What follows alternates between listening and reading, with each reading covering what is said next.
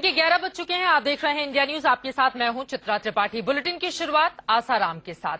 आसाराम की जमानत याचिका पर आज सुनवाई होनी है। जोधपुर हाईकोर्ट में आसाराम के वकील राम जेठमलानी अपनी जिरह पूरी करेंगे, जिसके बाद सरकारी पक्ष को सुनने और जोधपुर पुलिस की केस डायरी देखने के बाद कोर्ट जमानत पर फैसला लेगा। जोधपुर हाईकोर्ट में ही आज शिवा की जमानत याचिका पर भी सुनवाई होगी।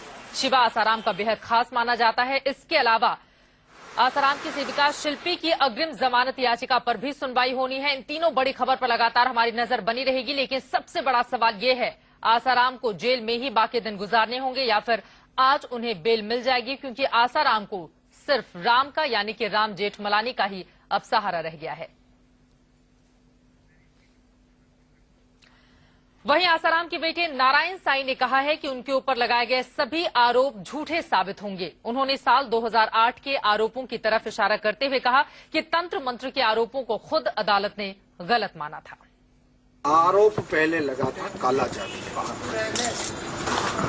डी के त्रिवेदी पंच नियुक्त किया गया कि आश्रम में काला जादू होता है कि नहीं, और नारायण साईं काला जादू तांत्रिक विधि करते हैं कि नहीं। पूरा जांच हुआ। देखो, मैं तो तांत्रिक विधि जानता नहीं, करता नहीं, ठीक है।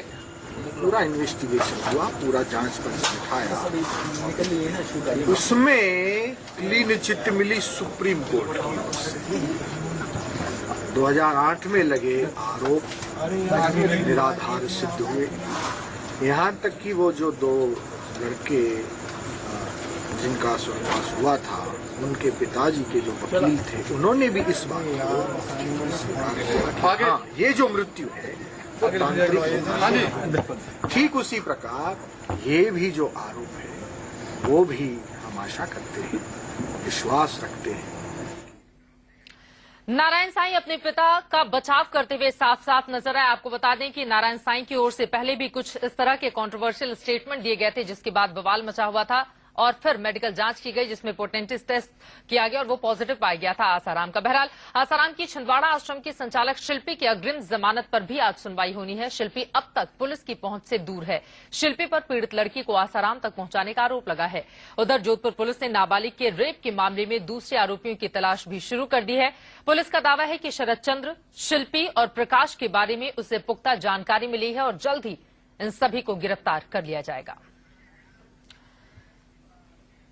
तो एक तरफ आसाराम की छिंदवाड़ा आश्रम की संचालक शिल्पी के अग्रिम जमानत पर भी सुनवाई होनी है। दूसरी तरफ जमानत याचिका जो जोधपुर हाईकोर्ट में है, उसमें आसाराम की बेल एप्लीकेशन पर सुनवाई होगी। आपको बता दें कि सोमवार को आसाराम के वकील राम जेठमलानी की ओर से जिरह की गई थी और तमाम बातें कोर्ट के समक्ष रखी गई थी। हालांकि उस वक्त जज की तरफ से ये कहा गया था कि दरअसल आप इस पूरे मामले में ट्रायल की तरह बहस क्यों कर रहे हैं, जबकि सुनवाई तो जमानत याचिका पर है। देखना यही होगा कि राम जेठमलानी आज जब जोधपुर हाईकोर्ट के अंदर मौजूद रहेंगे तो जिरह के दौरान अपनी ओर से और किस तरह की बातें उनकी ओर से कोर्ट के सामने रखी जाती हैं।